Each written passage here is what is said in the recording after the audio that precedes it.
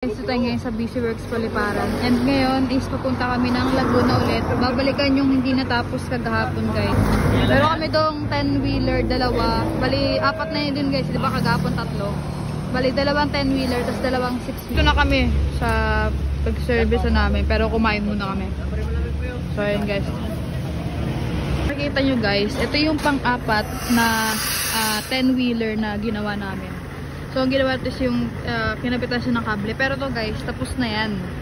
Sa pang-apat to na truck guys, 10-wheeler. So, ano pa? Pinapitan natin ang anak, keyboard.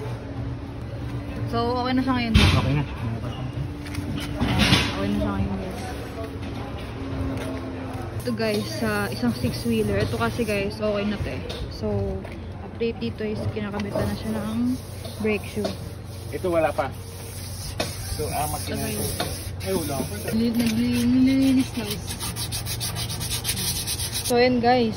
Nagre-repack na ng bearing. So, yan.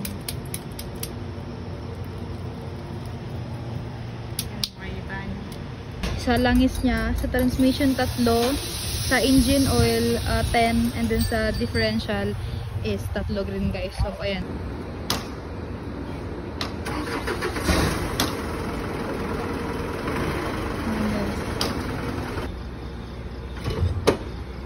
Guys, update.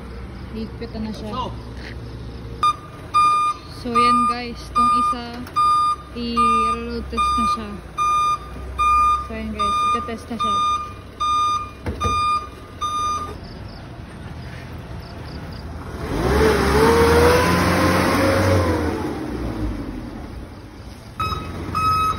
Yan guys. Kung makikita nyo, tapos na itong isa. Bali, dalawa na yung tapos eh. Yung 10-wheeler tsaka yan.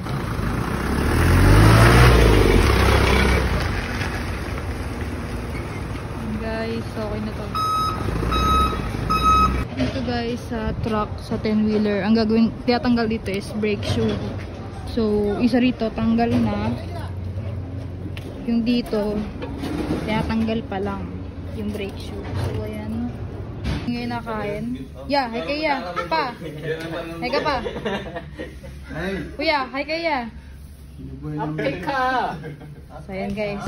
10-wheeler guys. Sa transmission 15. Sa engine oil 25. And then sa differential is 28 guys. Kasi doble siya. Guys, yung brake shoe.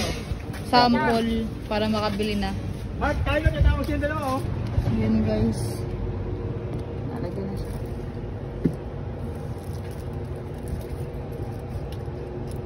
Ay, tinigpan pa nga.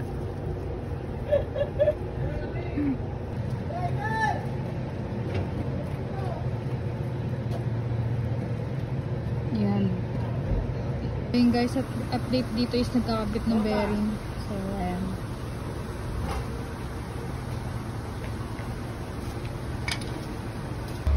Yan guys, sinigpit na siya.